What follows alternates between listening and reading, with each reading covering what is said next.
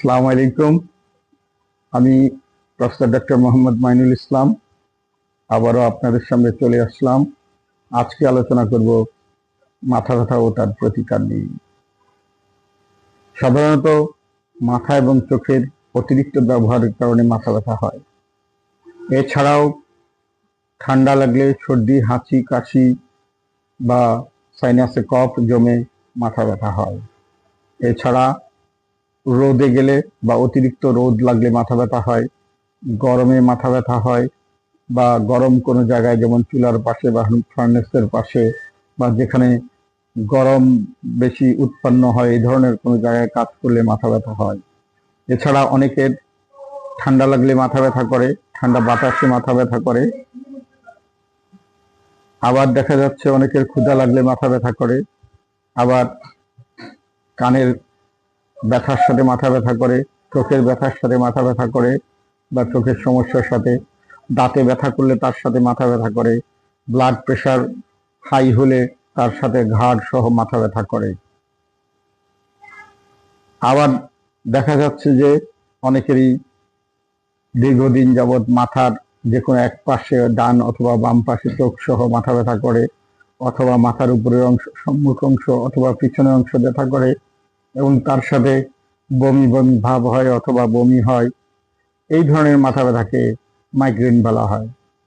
অ্যালোপ্যাথিতে মাথা ব্যথার জন্য প্যারাসিটামল বা অ্যাসিটামিনোফেন 500 মিলিগ্রাম দেওয়া হয়, অথবা তার সাথে ক্যাফেইন মিক্স করে যেটাকে বলা হয় প্যারাসিটামল প্লাস, সেটা দেওয়া হয়। এই ইদানিং প্যারাসিটামল 500 মিলিগ্রামে কাজ না হওয়াতে প্যারাসিটামল এক্সটেন্ড অথবা প্যারাসিটামল অ্যাসিটামিনোফেন 650 মিলিগ্রাম ব্যবহার করা হচ্ছে। আর মাইগ্রেনের ক্ষেত্রে টাফনিল বা এই জাতীয় ড্রাগ অথবা তার সাথে এনজিওলাইটিস ব্যবহার করা হয়। অ্যালোপ্যাথিতে প্যারাসিটামল বা টাফনিল যেটাই সেবন করা হোক না কেন, তা পাকস্থলীতে গিয়ে ডিজলভ হবে, তারপরে সে রক্তে যাবে, রক্তের মাধ্যমে সাইট অফ অ্যাকশন বা মাথায় যাবে, তারপরে ব্যথা নিরাময় করবে। এতে অনেক সময় লেগে যায়। কিন্তু হোমিওপ্যাথিতে যে মেডিসিন প্রয়োগ করা হয় তা মুখে বা জিহ্বায় প্রয়োগ করলে জিহ্বার মাধ্যমে অতি দ্রুত নার্ভের মাধ্যমে সাইট অফ অ্যাকশনে বা মাথায় চলে গিয়ে মাথা ব্যথা দ্রুত উপশম করে। তো অ্যালোপ্যাথিতে যেমন সামান্য একটা দুটো মেডিসিন ব্যবহার করায় মাথা ব্যথার জন্য, কিন্তু হোমিওপ্যাথিতে অনেকগুলো মেডিসিন ব্যবহার করতে হয়। তার কারণ হচ্ছে হোমিওপ্যাথিতে বলা হয় রোগ নয়, রোগীর চিকিৎসা করো।